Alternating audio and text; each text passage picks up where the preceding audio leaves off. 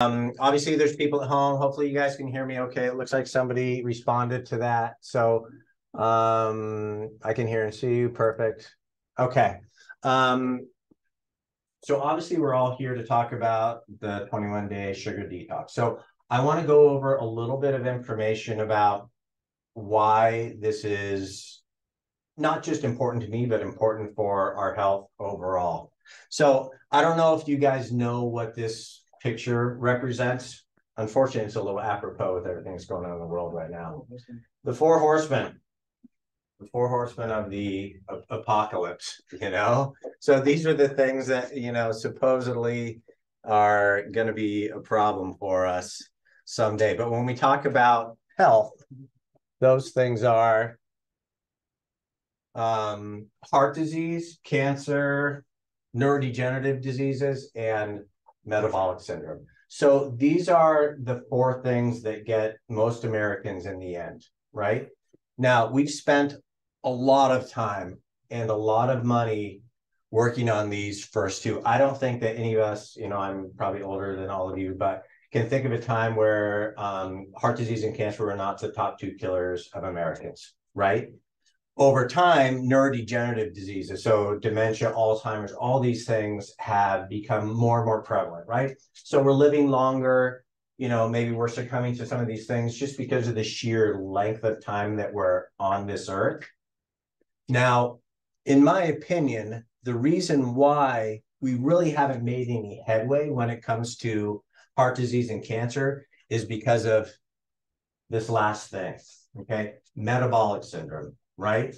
Unfortunately, this is the precursor to all these other things. So if we don't actively take care of this fourth thing, the fourth horseman, then it's going to be virtually impossible for us to move on to the next stage, right? So what is metabolic syndrome? Okay, so there's a few different criteria that we use to measure that. So we use waist circumference, different for men and women.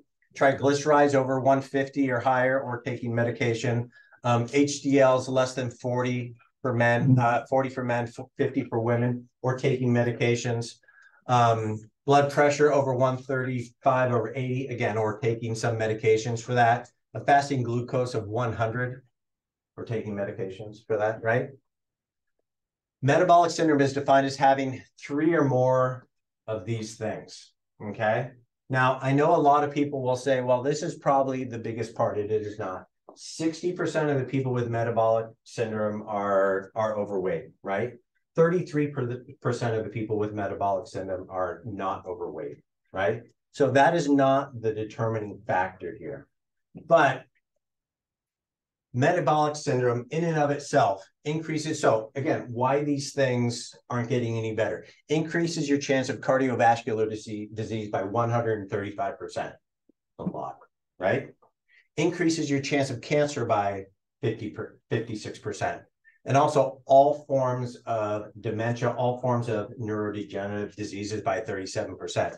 So here's an interesting thing. Cancer, most cancers that happen to Americans are fueled by sugar. Their main source of fuel is sugar. Not all of them, but the majority of them. Now, I just listened to a podcast the other night, and this doctor was a cardiothoracic surgeon, and he's done tons of surgeries on, lifetime smokers, heart surgeries, and all these things. And then people that kind of fall into the metabolic syndrome, category. And he found far more arterial plaques in people with metabolic syndrome than he did in people that were lifelong smokers. So we always think of smoking as being the bad thing, but not that it's great. But, it's one of those things that, if we're not paying careful attention to what we're putting into our bodies and being diligent about that, we are going to negatively affect our lives over time. Now, this is a leftover slide from my keto talk, but I think this is important because, I'm not the only one who feels this way. And, I bet you if you went and talked to your medical doctors, they would probably have similar feelings to what I have. The problem is that the machine that drives a lot of this is very powerful. And so this is kind God, I always want to say J.J. Abrams, but Abrams, he basically was a director of a lot of the airplane movies and all that. His son had a very severe form of epilepsy. So back in the day, the primary treatment for epilepsy was the ketogenic diet, right? Getting all sugars out, high fat diet. So that's this is not a ketogenic diet, but it was a high fat diet. So it's interesting to hear what his kid's doctor that says this diet was probably working back at Johns Hopkins, and yet you dissuaded the Abrams from attempting it. How come? Well, because I don't think we had exhausted all of the medical approaches yet. There were actually still other medications that we hadn't tried yet. Dr. Freeman tells us that 50 to 70% of the patients that come through his doors and get put on the diet have success. Can you think of any drugs in these hard cases that have 50 to 70% success rates? Probably not anything that comes up to that level. So why are modern doctors ignoring this diet? Charlie's own doctor has a surprising answer. There's no big drug company behind the ketogenic diet, and there probably can never be unless somebody starts marketing sausage and eggs with cream sauce on it as a drug. You're saying that, in a sense, one of the reasons that the ketogenic diet is not popular at this point is because there's not a big drug company behind it selling it to the doctors. I think that's probably true. I hate to say that, but I think it's probably true. It does not come in a pill form. And that's just it. You know, we're always looking for a pill form, right? We're always looking for the easy way to take care of these things. And honestly, the only reason why they got away from using the ketogenic diet for the treatment of epilepsy is because somebody came up with a drug, right? That is the only reason. And he even said there's the efficacy of the ketogenic diet, 50 to 70%. No medication was that good. Didn't matter. Listen, diets, one of the big things is compliance. They had such a hard time getting people to be compliant with the diet. How easy is it to take a pill, right? There's no way you can do that with general nutrition, with taking care of ourselves. There's no way that they can come up with some kind of pill that is going to take care of all those other problems, all the other deficiencies, all the other things that we're putting into our body.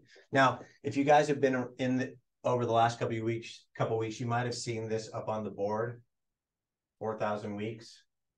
Does anybody know what that represents? Some of you guys might know already, but just so you know, I'm 55 years old. I'm not asking you, sir. I'm at 2,858 weeks. The average lifespan of American, 4,000 weeks. And, you know, especially when you get to be my age, it doesn't seem like a lot of time, right? And if you think about the sheer likelihood that you and I are here. So look at this. Peter Attia, this guy I follow, love him. Anybody who has thought about embryology can't help to think about the probability that that sperm on that day hit that egg on that month to result in me being here. I mean, just the magnitude of that. You know, a sub-trillion probability event that you even exist. You only have 4,000 weeks. How am I going to make the most of them? I mean, it's a miracle that any of us even have one. So, you know, it's important for us to be able to, you know, the fact that we can make these choices and we have the ability, and especially if we live in an environment where we can do these things, we have the ultimate responsibility and we have the control over our outcomes over time. Now, I don't know how many of you know that I have type 1 diabetes, but you know, when I was in perfect health, I was 20 years old when I was diagnosed, and you know, it was a life-changing event for me, but thank God it was something that I had control over, right? Because I have control over my diet, right? I can control my outcomes because I can make choices about what I put into my body, what I don't put into my body, how I move my body, and other things that I do. There's very few other diseases that have that. And I've had diabetes for 35 years and I've had 0 complications, again, because of the choices that I've made. So we're talking about sugar. So this is what happens when we eat refined foods, as opposed to real foods. So let's just say that you eat an apple. An apple green apple contains vitamin A, vitamin B3, E, B1, folate, B9, B6, B2. These are actually the things that your body needs when you eat that apple to assimilate the nutrients into our body. Your body needs vitamins and minerals to be able to utilize the foods that we put into our body. So instead of the apple, you have a green apple Jolly Rancher. What happens? Your body is still searching for those nutrients to assimilate that into our body. So what it does is it takes from us, right? You still need those vitamins, but it doesn't come from the outside. It doesn't come from, you don't get the vitamins and minerals from the whole food. You steal it from yourself, from your stores, right? So if you ever wonder why, you eat some sugar and then you're tired, right? You get on this roller coaster. The blood sugar roller coaster just saps your energy. You wake up in the morning, you have, you go to Dunkin' Donuts and you have especially this time of year, right? Is it the cold and flu season, or is it the pumpkin spice latte season? Pumpkin pie. We get into everything that we eat around Thanksgiving, around Christmas, Christmas cookies, all these things. Is it the season? Yes, I understand, the temperature's going up and our body's kind of accommodating to that. But is it really the season so much as it is the amount of stress that we put on our bodies over time that wears us down because of the foods that we eat, and not just stress in general. So these things will strip the nutrients from our body. So we have to keep replenishing them. In your brain, so these centers that get triggered, your dopamine centers that get triggered with sugar, they don't care. They're like, hey, I have more Jolly Ranchers, but it's a losing battle. So where's all this sugar hiding? So there is a store up the road here. If you guys haven't been there, if you're going to do the 21-day sugar detox, it has to be your number one store if you live in this area. But Tender Crop, it is what all markets should look like. You walk in the front door and you look to the left and it's all vegetables and some fruits, right? You look to the back and it's the meat section. They're grass-fed meat, chicken, pork, whatever they have back there. I love hot dogs. They have full beef hot dogs. Those are perfectly okay. They do have their own beef jerky that they have back there. Perfectly okay. They do have their grain section over here. They do have some pastas and stuff in the back, but they have their bread and that section. These things are not okay on the 21-day sugar detox. But that being said, I walked in the back. They have this whole their own spice rack. And one of the rubs, I picked it up, and the first ingredient was molasses, right? So they're the most abundant. What that tells you, the way things are listed, the most important, most abundant component inside of that was sugar, right? What companies do to be a little bit sneaky is let's just say the number one thing in their food is sugar, but they start calling it a couple different things: maltitol, maltodextrin. So those things are littered throughout the ingredients. If they were all put together as sugar, it would be the number one ingredient. So if it's 3 or 4 down the list, a lot of people who are trying to read labels are like, well, sugar isn't the top 4 or 5, so it must be okay. But they're manipulating the system. They're putting things in there in differing amounts and in different ways to make it seem like it's okay, right? Obviously, we all know high fructose corn syrup is bad, but even these things like beet sugar, brown rice syrup, they don't sound bad.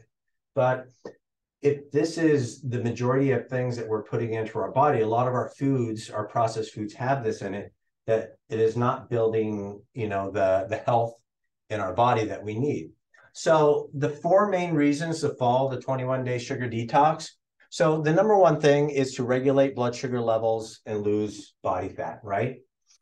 If you guys have been, John, you've been a patient of the practice for a very long time, so you haven't been to my workshop, my Better Results Faster workshop. But in that, when we talk about adaptive physiology, there's a little blurb about cholesterol, right? Cholesterol is a wound repair molecule. It's very important in our body, and all our cells are made up of cholesterol. And so what happens is when you have a lot of insulin and glucose running around in your system, those things actually damage the arterial walls, right? Cholesterol does its job. It patches up those injuries, right? it gets blamed as a bad guy because when they go in there and look around, there's cholesterol, right? There's cholesterol plaques. That is not the underlying problem. The problem is too much blood sugar, too much, insulin running around in there. We want to start to quell those sugar cravings, right?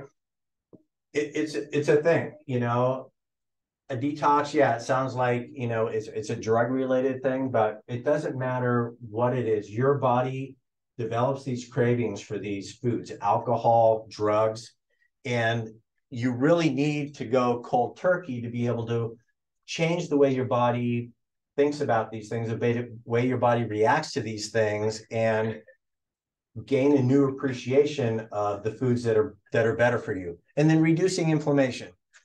Here's the thing, your body, so the reason why so many people have gluten sensitivities in the United States is because most of our gluten foods are genetically modified, right? Anything that your body does not recognize as being from the earth, it's going to build up a defense against it, right? Sometimes it's an inflammatory response. Sometimes it's a bowel response. There's a lot of different mess up things that can happen. Worst case scenario, your body, doesn't recognize something. It stores it as fat, right? It's like, I want to protect the outside world from this, so I'm going to put it inside of a fat cell and store it away, for another time when I figure out what it is. And really, it's about creating new healthy habits so that we can start to make some changes immediately for 21 days. And then after those 21 days, we can start to add back some of the things that we like, because this is really restrictive when it comes to fruits. And I don't eat a lot of fruit because I'm a diabetic, but fruits are not the bad guy in this diet, just because they are trying to get you away from those sweet tasting things, whether they have sugar in them or not. But, after the 21 days, you can start to add in things slowly, just like you would do in kind of an allergy situation, and see how your body responds to them over time, whether you really need them or not. So what is the 21-day sugar detox? So basically it's a whole food reset. This is not, you don't need supplements. You don't need anything fancy. You just need tender ground, right? I mean, you just need to be able to learn how to build your plate in a way that you're using whole foods, right? Break the chains of processed foods, right? Anything in the center. So if you go across the street here, most of the things in the center of the store, other than spices, let's say, if you walked around the outside, those are the things we want. If you walk around the inside, things that are in packages, things that have, ingredients lists that are very, very long, discover the places that sugar hides in our diet and find alternatives. So this isn't about eating food that you don't like the taste of. It's basically changing your palate, developing a palate that will kind of look forward to those great tasting, nutritious alternatives. Understand the way that sugar affects our body. Really, it's a basic, simple, eliminate the foods that cause sugar cravings, right? No pills, powders. And there's 3 levels to it, right? So on all the levels, you can have meat, seafood, eggs, vegetables, nuts, seeds, whatever is underneath that. Limited fruits, yeah, that's right. And limited portions of starches, depending on where you are. So level 3, so people that are already on, say, like a paleo type diet, are already used to being pretty restrictive with their diet. They would fall into the category that just eats those things and no additional foods. If you decide, there's a test, don't worry, there's a simple test. But if you decide that you're more of a level 2, you eat those things, plus you can add some full fat dairy, okay? So dairy, anytime, I don't care what it is, milk, cottage cheese, yogurt, full fat, please. And level 1 includes all those, but you can have some gluten-free grains, some legumes, some beans, things like that. So everything totally gluten-free, no grain flour, sweeteners, alcohol, no alcohol for 21 days, sorry. Artificial flavors. So there is some yes and no lists. So if it's a yes food, you know, foods that you encounter that may not. So this is important because the lists of yes and no are trying to be as inclusive as possible, but it doesn't have every single possible food that you could ever come across, right? But I will tell you this, if it's not included in the yes and it tastes a little bit sweet, then it's probably a no, right? So if you're not sure and it's something sweet, I would say it's a no. Any added sweeteners, artificial, anything like that is not allowed. Again, if it tastes sweet and it is included on the yes list, it is not allowed. Grain flours are not allowed. And if you're just not sure, leave it out, you know? Those are the simple things because we want to stick to the exact things as much as possible.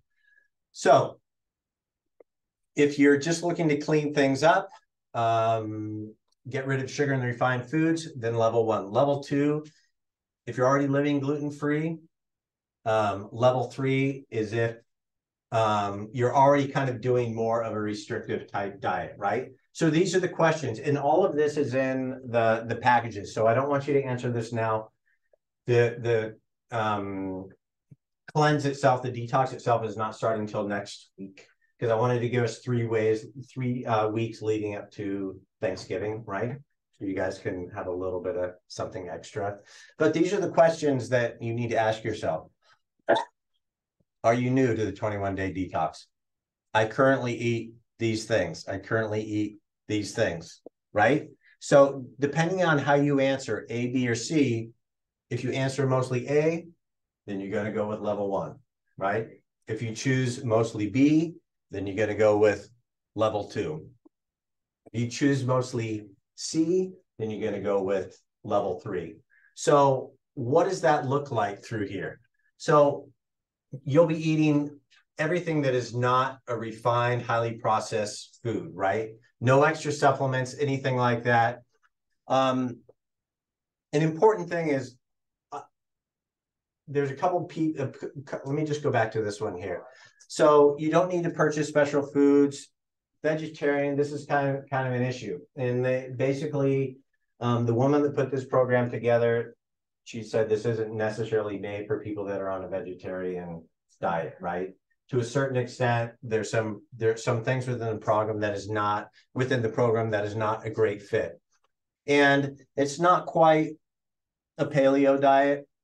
The detox may eliminate added sugars, gluten, soy, and all those processed foods. Level 2 and 1 and 2 include gluten-free grains, some dairy, right? Where generally paleo doesn't allow for dairy and things like that, right?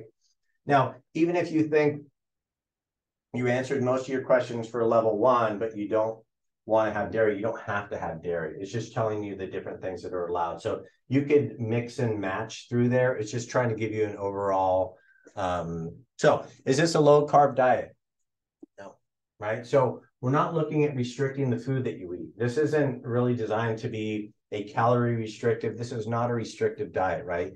This is just getting rid of the bad foods, right? So we're not counting calories. We're not restricting what we eat. It's just about building the right plate, right? Is it the keto diet? No. So yes, it is going to be lower in carbs. The difference about a keto diet is it's heavy in fats, right? So we're not replacing one for the other. Gluten-free? Absolutely. If you follow paleo primal, yes. If you're pregnant or breastfeeding, yes. Certainly always check with your PCP to see if something like this. But honestly, if they said that eating a whole food diet isn't good for you, I might look for someone else, you know, just my personal feeling. If you're an athlete, yes, the things that you're going to do. So let's just say that on the days that you're exercising hard, you're taxing your body more, you're going to add some extra, carbs to those, some starchy vegetables, right? That way you can have some of those energy stores available to you. Is it good for children, teens? Again, I mean, do you think that eating whole foods is good for things? So probably eating sugar for teens is probably one of the worst things that you can do. But what about for diabetics? So yeah, it's kind of a no-brainer, but I will tell you, when I was first in the hospital and they were trying to educate me on what to eat, Granted, this was 35 years ago. Maybe they didn't know what they were doing. But, you know, they were telling me, hey, you need low fat this and skim this. So skim milk is used by many diabetics to raise their blood sugar. So they're telling me to eat things that were low fat, but they were, so if you take fat out of food, because fat makes things taste good, what are they adding? They're adding sugar, right? They're adding carbs. They're adding things that are artificial or just not good for you. They're going to raise your blood sugar. That being said, ask your doctor. Ask your endocrinologist. Most of your, the PCP may not be the best person to ask, but ask your endocrinologist if you're concerned about this. But I will tell you, having done, a low sugar diet for 35 years, it's perfectly safe. So what can we have? So we have our yes and no foods, right? So level 1, vegetables, non-starchy and starchy, lemons, limes, nuts, seeds, coffees, teas. So don't add sugar and cream to your coffee, although you can have in level 1 and 2, you can have some dairy. Most herbal teas are okay, even if they taste a little bit sweet. You just want to make sure that they don't have any added sugars to them. Also, in level 1, 1 piece of fruit. So basically, a green apple, an unripe banana with a green tip. They aren't that bad, or grapefruit, coconut water, kombucha, some starch flours like cassava, tapioca, arrowroot, and some gluten-free grains. So as you see, as we go down the list here, we start to kind of eliminate things, right? So when we get into level 2, it's all of those things, but no grains or legumes, right? When we get into level 3, it's all of those things, but no dairy, no grains or legumes. Does that make sense? A lot of times, people are saying, no dairy, that's perfectly fine for me. A lot of people have some issues with dairy. But as long as whatever dairy you're having is full fat. Do I hear Harry Potter? Yeah. And then, so gluten-free grains, legumes that people can have only in one. So these are things that you can add in. It's going to give you a little bit more substance, right? And then for 1 and 2, when you're getting into, butter, cheeses, half and half, heavy cream, anything that is a full fat, natural, source of dairy is perfectly fine. Now, Dunkin' Donuts and McDonald's, our neighbors here, are not going to dig this so much, but no bagels, bread, brownies, cake. I mean, I don't have to go through the whole list. You can probably figure it out. That being said, when I talk about local restaurants, so they're like just went out, but Eat Fit 247, they are a food prep company. They're new here in the plaza. We get food there all the time. Great people. Their main philosophy is good, healthy, non-processed food. They're fine with making any modifications to anything. If you're like, I can't have that, I can't have that, they'll do it for you. So if you're looking for someone to kind of just say, hey, one meal a day, I don't want to have to think about it, I'm just going to get that. That is a good, healthy choice. So vegetable starches, corn, soybeans. Again, a lot of soy things have, you can get into some of the gluten stuff. Fruits other than what is on the list already. A lot of the grains we can't have. Again, alcohol, coffee. So you say, hey, sugar-free, diet soda, things like that. Obviously, things that taste sweet make our brain, thinks that it's sweet, still kind of keeps us on that cycle that we're trying to break. Store-bought ketchup. So in the book here, there's a lot of great like natural ways to replace sugar, mayonnaise, a lot of homemade recipes in here, because you can still have those things as long as they are not store-bought, because ketchup's a bad one. What about ketchup that says sugar-free? You just have to look at it, so they do have a healthier version over there. You just have to be careful, because again, it may have one of the hidden things in there. I just found something that looked healthy. It looked healthy. Yeah. They do have one over there that if I'm getting it, I don't know. I just transitioned into using mustard in replace in the replacement of ketchup. You know, it seems kind of weird, but you know, everybody has ketchup and fries, right? Well, if I was going to have a fry, I'd have mustard, and I just got used to that because there's no sugar in most mustards. Some mustards do, but you know, the thing is, if you're not sure, you know, leave it out. You know, some of the store-bought mayonnaises and things like that. And again, a lot of these things, because they have some of the bad oils in it as well, you kind of have to look at, you know, what oils that they're using. If it's like vegetable oil, canola, soybean, things like that. Honey. What's that? Honey. Just not now in this. Again, there's a lot of things that can be added after this. The main goal with this is just to try to get you away from things that are sweet and changing the cravings or the way your body feels about that, right? Because we do have a chemical response to anything, you know, sweet that we put into our body. So you're just trying to change that for 21 days, and then you start to add things back in, right? I will guarantee you, on Thanksgiving, I'm going to have some stuffing, you know, it has gluten on it. I mean, that's why I'm doing this before then. But, you know, I'm fine with doing that and making some modifications at those times, but it's not your 24/7, right? It's not your everyday, you know, we have to be, you know, realistic. Anything that's diet or sugar-free, any sweeteners of any kind are not allowed. So this is, and again, this is in the paperwork that you have here, people at home. This is in stuff that I've already emailed to you. This is a little bit more extensive list of the things that you can have. This is not all inclusive, but there's a little bit more on here. So I want to give you kind of a simple idea. So I want to show you some of the stuff in this book. And some people, this may be right up your alley and what you're looking for, as far as this book will tell you every day along the way. It's going to tell you prep this, make this, prep this, make this. All right. There's absolutely no thinking that is involved in doing it if you follow this book word for word. Sometimes for people that's a lot, right? Because some of these things look like they might be a lot of work. Maybe not that one so much. But, you know, some of these through here, it might seem like, hey, you know, that looks like a lot of steps, a lot of things that I need to prep. Now, I've done things like this before, and it's not that bad. And you know, there are still many recipes from the Whole30 that, you know, my wife and I make today. Carnitas is one of them. Their carnitas recipe is insane.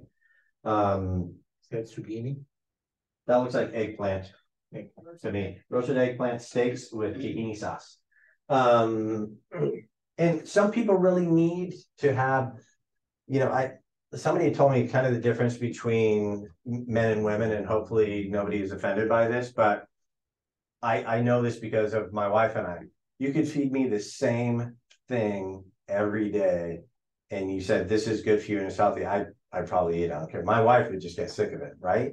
And you know, some people just, and you know, it doesn't have to be men and women, but some people just need a little bit more variety. If you're looking to really, you know, learn a lot of new recipes and find interesting ways of, you know, kind of supplementing what you're already doing, adding to recipes, this is great. I mean, it says this book is $29. It's $18 on Amazon. You know, this is a great resource. They will ship it in a day or two. So you have plenty of time to get something like that leading up to it. It does have a great, you know, kind of pre things to work up to, and then some post detox stuff to work into. But just on a very basic level. So we have example meals for level 1, level 2, and level 3. Now, I know it has portion sizes here, 1 to 2 cups non-starchy. Some of these things, just because, you know, these are still going to have some carbs associated with it, but I don't want you to be so caught up in measuring everything, right? 4 ounces of protein generally for most people is about the palm of your hand, right? Okay. If you kind of use that as your guide, you're going to be perfectly fine. Again, this isn't about counting every calorie that you put into your body. So in level 1, you know, 4 ounces of protein, 1 to 2 cups non-starchy vegetables, right? You can have some healthy fats, so some salad dressing, olive oil, things like that, or optional starchy vegetables, whole gluten-free grains, legumes, and then some kind of activity carbs. So activity carbs are always like, hey, I know that I'm going to the gym this morning. I want to add a little bit more carbs to that meal. The activity carbs, what she talks about on here, are kind of add-on things if you're going to be doing extra that day, right? So as you come down the line here, you'll notice that they start to, take out the grain part of it. They start to take out maybe some of the, the grain and the dairy part of it, right? So those are kind of the main things there. But so they add in, I don't know why they put an avocado in that one, but your healthy fats and just being, if you put together a plate and you just had a piece of chicken, a sweet potato, and you had a big salad with some, sugar-free dressing on there, then that is perfectly fine. Again, if you guys have been to the Better Results Faster Workshop, we talk about the healthiest, countries in the world and how poor we are. And France is #1. One thing that I know that French people do is they do eat a lot of vegetables with breakfast. They eat vegetables at lunch. They eat vegetables for dinner. We don't do that, right? So we go across the street and, we get eggs, we get home fries, right? Maybe some beans, some bacon. There's usually not a lot of vegetables that are happening on there, but those are the types of things that, that we can add in that's going to make us feel satisfied, especially if we're getting some fats in there. And then snacks. So basically the way that she set it up is three meals, and you can have a couple snacks, right? Not everybody's going to eat in the morning. I mean, I've never been a morning person when it came to my food. I do, intermittent fasting just because it works for me. I know the health benefits of it, but it just works with my lifestyle, right? So if you're eating 2 meals instead of 3, you're just going to eat more at those meals, right? Because you're not restricting yourself. You don't want to be hungry through this. So level 1, some nuts and fruit. So I know the fruits are like green apples and green bananas, right? Awesome. You might get used to it after a while. Some deli meats, you do have to be careful with some of the processed stuff, but I think to a certain extent, her idea is that by the time you're getting those pieces, it's not a lot of sugar in it. I actually have a steak at home that I cut up that I marinated. I'm going to make my own jerky because I do love jerky. Again, they sell sugar-free jerky over at Tender Crop. And then having some cheese or things like that. So these are different ways that you can kind of work through the options or snacks, right? You could add some fat in there if you want, even level 3, avocado, adding some fats in there. These are the types of things that are going to keep you satisfied through the program. So again, quick fix meal math: protein, fat, veggie, and some flavor, right? All of your meals going through that: a protein, a fat, a veggie, and some flavor. So down here, some examples. So this is homemade mayonnaise. This is, I forgot what the HB, I just had, hard-boiled eggs, sorry. Hard-boiled eggs and homemade mayonnaise, right? So you can kind of make your own egg salad, right? These are things that just putting it through, turkey, avocado, carrots, some salad dressing. These are easy things to put together: scrambled fried eggs, avocado, veggies, spices. Spices 99.9% of the time are totally free, right? You just have to make sure that they are not combinations of things like the steak rub over at Tender Crop. This is, again, if you're not following exactly what is happening here, is because she will tell you exactly what to make for breakfast, lunch, and dinner. You just want to use the yes and no list and build your own stuff. This is kind of the math that you follow through there. So next Monday, the 30th gives us 3 weeks before Thanksgiving to start the program, right? So during this week, there's a couple of important things that, you know, will help you be successful. And one of them, like John talked about, he ate all of his ice cream that he had left in his house. So he ran with it. You know, so you want to go through your house, do an audit, take the things out of there that you know are going to be a weakness for you, right? Because if you're not prepared, the best thing to do is be prepared in all fronts. But if you are not prepared, the first thing that most people are going to go to is the easy thing, right? Or the thing that's always kind of satisfied them at the past, you know, in the past. So I like preemptively, you know, kind of tracking what I eat on a day-to-day basis. I've always found that whether you're doing something like this or not, if you're just trying to make better choices, write down everything that you eat every day. Because I find that when people do that, they have a higher likelihood of making better choices, right? What style? What's that? What style would you? As far as tracking it? Yeah, like a journal. So yeah, you can do an intro. I mean, I've always used MyFitnessPal. It's a free app that you can download on your phone. It'll tell you the nutritional content of everything. So MyFitnessPal, it has an exhaust. I don't think I've found anything in there that, or tried to find something in there that wasn't there. And it has all the nutritional facts, and you can put in how much. It'll have, you know, sodium and all the, it'll have the vitamins, it'll have the good stuff, the bad stuff, the carbs and all that. Again, people will be less likely to eat the Snickers if they know they have to put it into MyFitnessPal, right? So if all you're doing is just tracking what you eat, you know, that goes a long ways to making just better choices in general. Doing a food audit, so going through and trying to get rid of the things on the no list. And start going through your pantry and start adding things on the yes list. Now, some of these things are perishable, right? So you have to be careful in kind of working out through your plan and start planning your meals. Again, she will do it all for you in the book if you get the book. If you want to do it yourself, then you have to think about, okay, I can prep, you know, certain foods, chicken, things like that I can cook ahead of time. And start shopping this week so you can have the healthy choices, and especially like snacks. Make sure you have snacks in there that are good for you. And then if you haven't already, I tried to send an email out to everybody as an invite to the Facebook group, because it's easier for me to share stuff on a daily basis there. I did send out a Dropbox invite for some of the information that we have here in the office.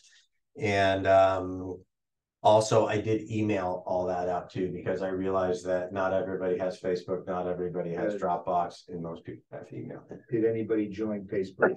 Yeah. I don't know how many people are on there now. I thought I had at least half the people. So I don't know if you're on there. I don't know. I'll have to look. I thought I got denied or something. It was like something. It wasn't me. I've only denied one person, wasn't it? Yeah, it was Elise. Yes. No.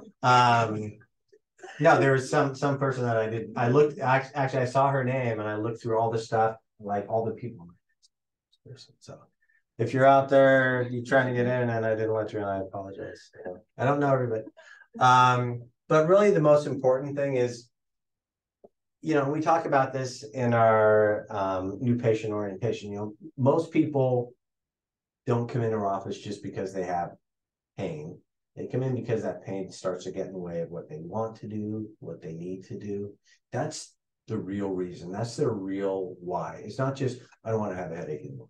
It's like, I don't want to have a headache anymore if I can go out with my friends and I can work better and do these things, right? So I want you to think about and write down in as much detail as possible the reasons why doing something like this is important to you, right? Breaking sugar, getting rid of the carb cravings, you know, what it will mean to you to complete the program, how you'll feel when it's done, not only physically, emotionally, but mentally as well, right? In anything that you do in your life, you know, going to the gym, eating right, if your why is big enough, you know, getting up at 4 o'clock in the morning and go, I would to go to the gym. I mean, I used to do that. I would never do that now. But if your why is big enough, my why at that time, I will tell you. So I used to work in Dorchester, and I had to be to work at 9 o'clock. And if you've ever driven through Boston at that hour from the North Shore, it is horrible. I was so fed up with the traffic that I joined a gym in Southie, and I got up at 4 o'clock in the morning. I drove to Southie. There was no traffic. I worked out, I took a shower, and I went to work, right? And because I hated, that was my why. It was kind of a negative, but I didn't want to, I felt like it was such a time suck for me. I didn't want to sit in that traffic so bad. It was that important to me that me not being a morning person got myself out of bed. But that's really what you kind of have to think of. Why, why is it important? Do you want to have, are you snoring? No? Like I said, I'm Nothing personal. yeah, no, it's funny when I show up on, here on Monday, and then my last day is Thursday. I'm like, wow, it flew by. I'm like, yeah, it's the weekend.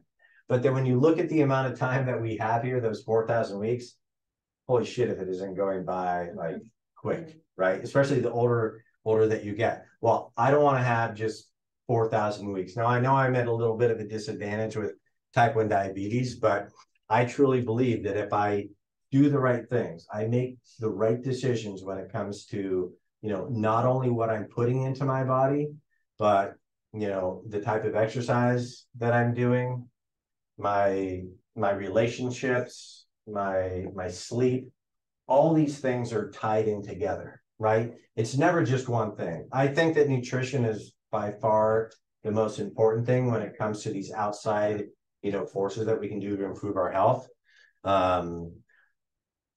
But everything has its place. And that's why going into the next quarter, I haven't decided whether we're doing sleep or exercise, but we have to keep on this cycle. It's like, you can't just think about this and do this thing once and don't put emphasis or importance on it down the road, right? So even the 21-day sugar detox, I plan on doing this every year because we all slip a little bit, right? And so we all want to be able to maintain these things. And it's important to me. So some of the resources, again, this is the book that I have, the 21-day sugar detox. This is the daily guide. This was the first book she put out. And then there's a cookbook that just has, an extensive list of different recipes that will fit into this program, right? Now, I just want to bring this up, and I meant to talk about this sooner. One of my great patients, Karen, had given this to me, and it was 124 ways that sugar ruins your health. Now, I'm not going to read all of these because we'd be here for like a few more hours, but causes depression, arthritis, asthma, gallstones, heart disease, appendicitis, multiple sclerosis, blood pressure issues, cell death. I mean, the list is extensive, and it may seem a bit much. Causes, damage to your pancreas, so many times that's how people get type 2 diabetes, because they damage their pancreas because of blood sugar, right? It's a bad thing, and it's one of those things that if we're not careful of, some of us, we may not hit that 4,000 weeks, right? It doesn't seem like a long time when we look at it that way, but it's under our control 100%, whether we make it there or beyond. So I do have the InBody scanner here. If anybody wants to do an InBody now, for those at home, if anybody wants to do it over the next few days, it will be here in the office. It is going back to North Andover, I think, at the end of the week, and then we'll have it here at the end of the 3 weeks. Okay. And we get it. So InBody scanner, one of the most important things that it will tell us, it has a lot of important stuff in there, but we want to get your body fat percentage. I don't necessarily care how much you weigh now and how much you weigh then. I want to know how your body fat percentage has changed, right? Because that's the important thing, right? Because let's just say that you start doing all these positive things, you're eating right, you're exercising, you lose fat, you gain muscle, and you're exactly the same at the end, weight-wise. Be like, what the hell? But if you know that your body fat percentage went down, Yeah. right? And you could weigh more because. You could weigh more because muscle weighs more. Yes, Yeah. and exactly. Another thing that is good, again, not that this is a calorie counting, calorie restrictive diet. It is good to know where you stand and what your goal should be when it comes to calories, right? Because especially if you know, one of your goals was to, you know, lose weight, then you know, even if you're eating great foods, you have to have a little bit of a calorie deficit, right? If you're trying to gain weight, then you want to have a little bit of a, you know, a calorie overload, right? A little bit extra. But those are things that with the InBody, it'll tell us what our BMR is, and then we can make decisions based on our overall activity level and what we should be, how many calories we should be eating, and then breaking up that through the things that we can eat, right? So this week, I'll be getting more information together on the Facebook page. Great if you guys want to reach out through email, anything, any help that you guys need going along.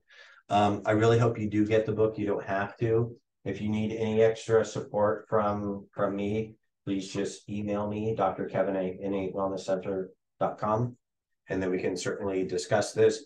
I'll certainly give you guys a shout out over the weekend just to make sure that we're ready for Monday, and if anybody has any other questions, right? That being said, does anybody have any questions?